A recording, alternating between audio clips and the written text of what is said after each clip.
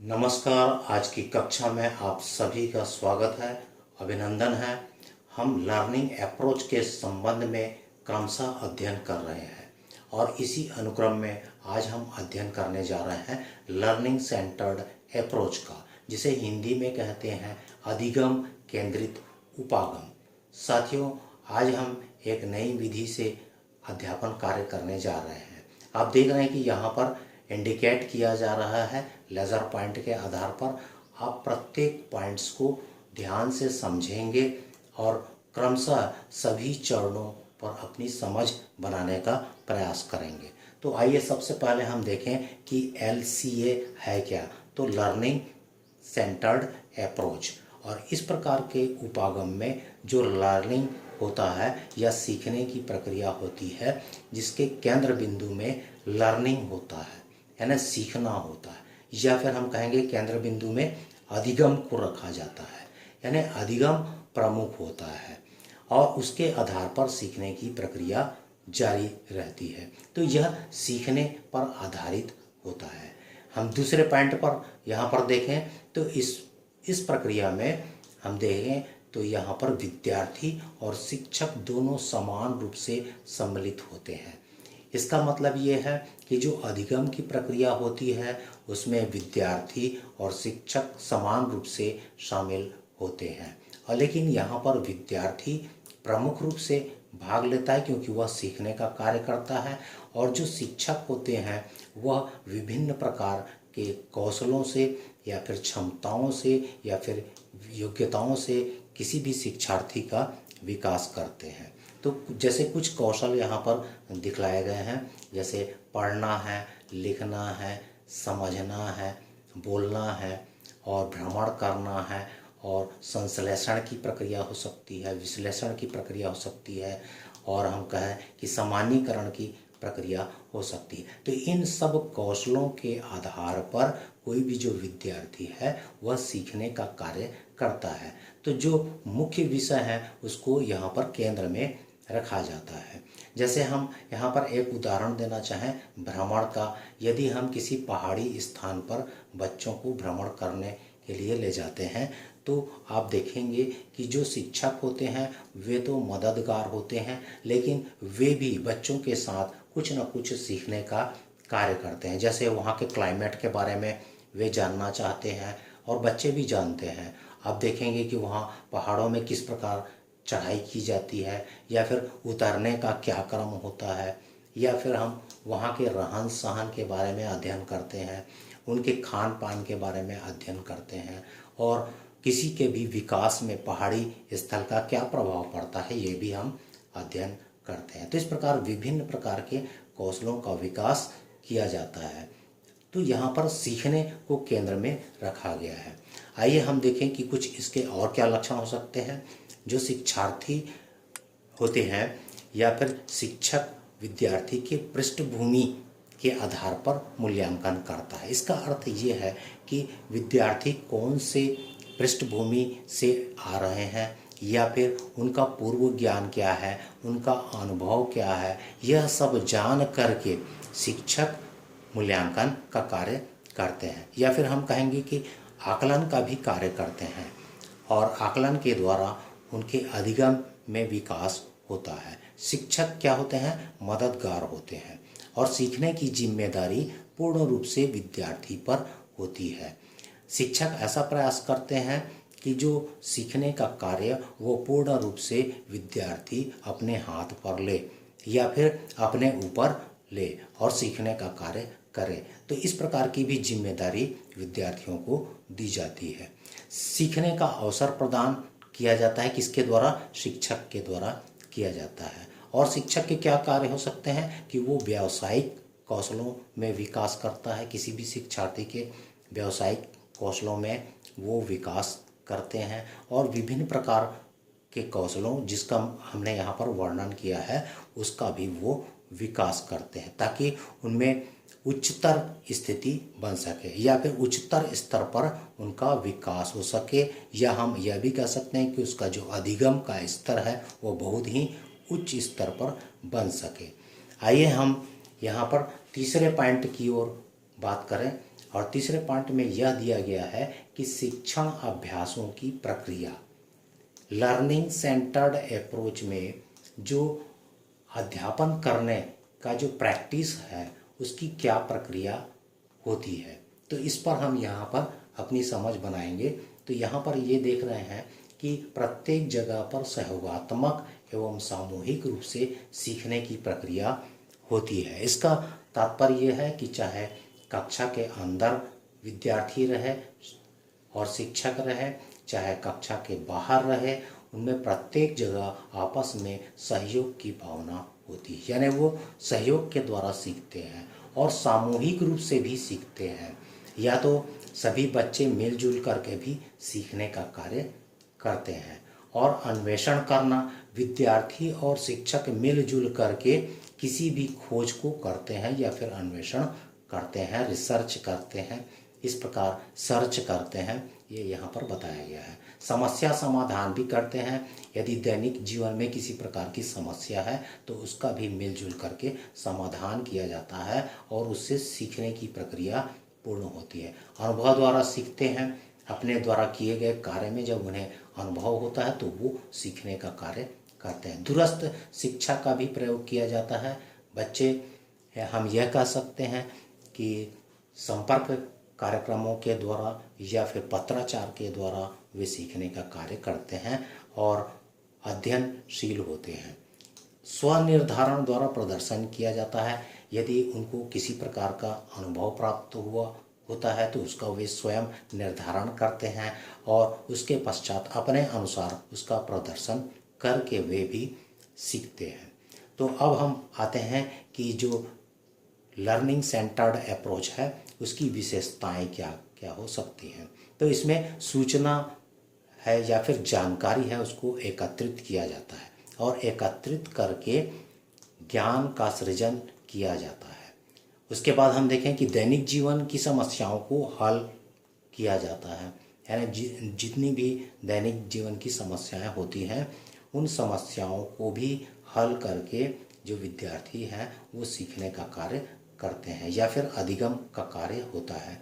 शिक्षक क्या होते हैं? पथ प्रदर्शक, जिसको हमने पहले भी बताया है, और सुविधा दाता के रूप में कार्य करते हैं, फैसिलिटेटर के रूप में ये कार्य करते हैं। और इस प्रकार मूल्यांकन की प्रक्रिया जो होती है वह किस प्रकार से होती है? आपसी सहयोग से होती है। साथ साथ सीखना एवं मूल्यांकन करना भी सीखते हैं। तो यहाँ पर शिक्षक और विद्यार्थी दोनों मूल्यांकन और आकलन की प्रक्रिया में शामिल होते हैं। आकलन में क्या होता है कि एक छोटे छोटे उद्देश्य को प्राप्त करने के लिए शिक्षक द्वारा किसी भी गतिविधि में शिक्षार्थी का साथ दिया जाता है और यह पता लगाया जाता है कि जो शिक्षार्थी है या विद्यार्थी है वह कितना सीखा और कितने सीखने की आवश्यकता है और उन्हें किस प्रकार की मदद की आवश्यकता है। तो ये आकलन की प्रक्रिया में अधिगम चलते रहता है। अध्यापन और आकलन एक दूसरे से जुड़े हुए हैं और ये एक दूसरे से जुड़कर कार्य करते हैं। तो सीखने की दर में वृद्धि होती है और इसमें कुछ उपकरण प्रयोग में लाए जाते हैं।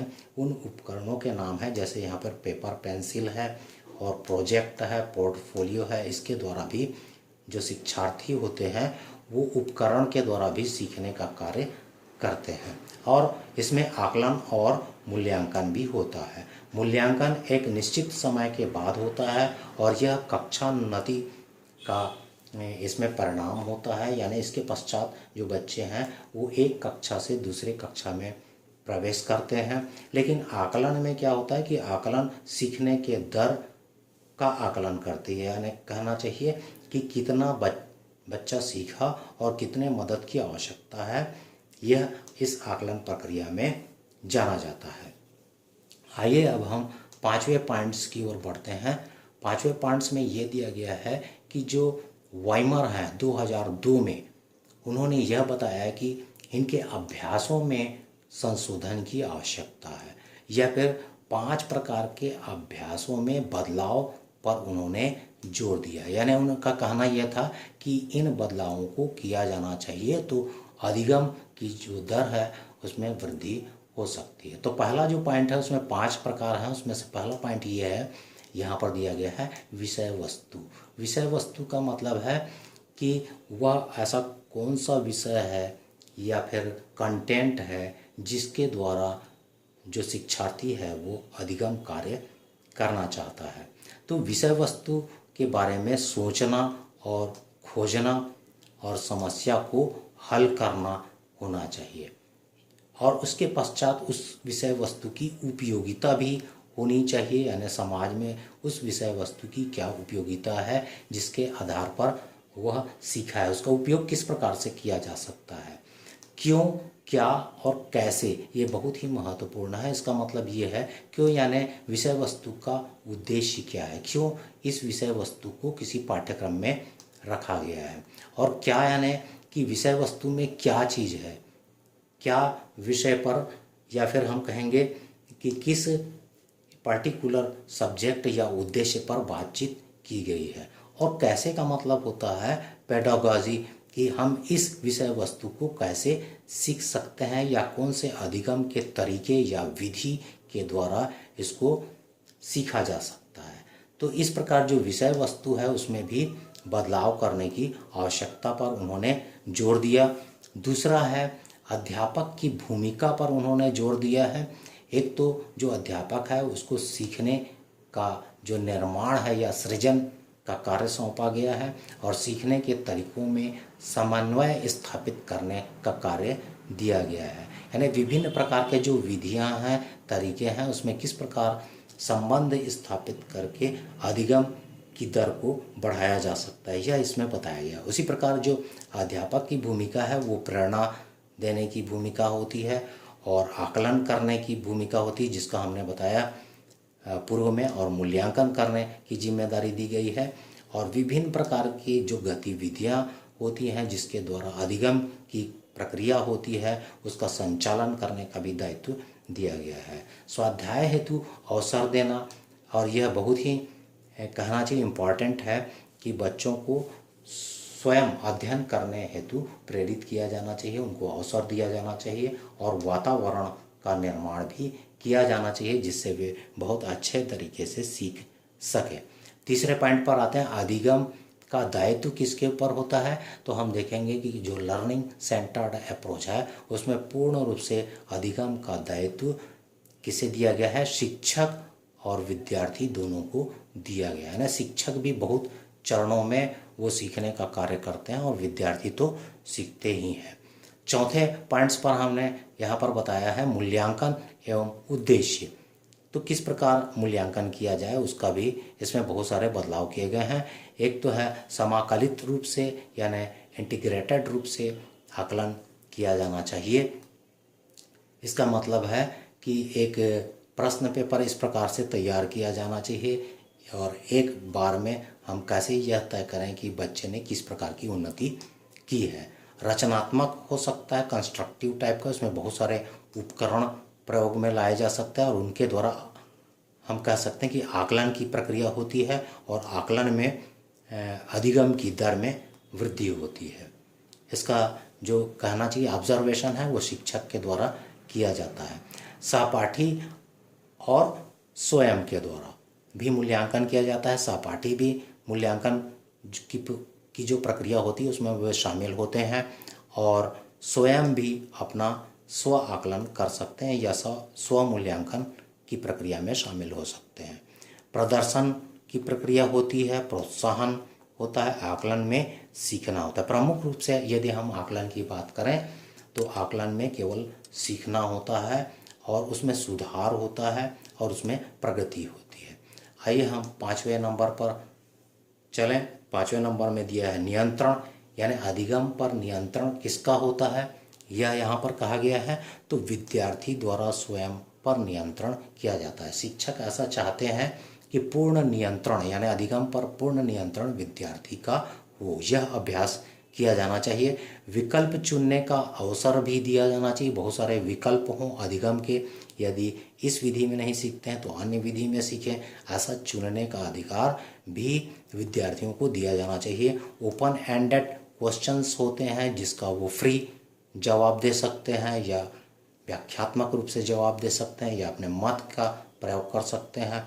क्लोज और टाइप के भी हो सकते हैं जिसमें यस या नो के आधार पर जवाब दिया जा सकता है और सीखने का लाभ लेना। इस प्रकार जो विद्यार्थी होते हैं वो सीखने का लाभ उठाते हैं। तो आज हमने लर्निंग सेंटर्ड अप्रोच को बहुत ही वृहद मात्रा में यहाँ पर सीखने का प्रयास किया है। आप इस माइंड मैप को ज़रूर आप इसको एक्सप्लेन कीजिए, स्वयं में एक्सप्लेन कीजिए, समझने का कार्य कीजिए और इसके जितने भी जो पॉइंट्स दिए हैं उसको इलाबोरेट करने का भी कार्य कीजिए। तो आप बहुत अच्छे से इस कहना चाहिए इसमें जो प्रश्न आएंगे उसका उत्तर लिख सकते हैं। तो आप सभी को बहुत बहुत धन्यवाद और नमस्कार।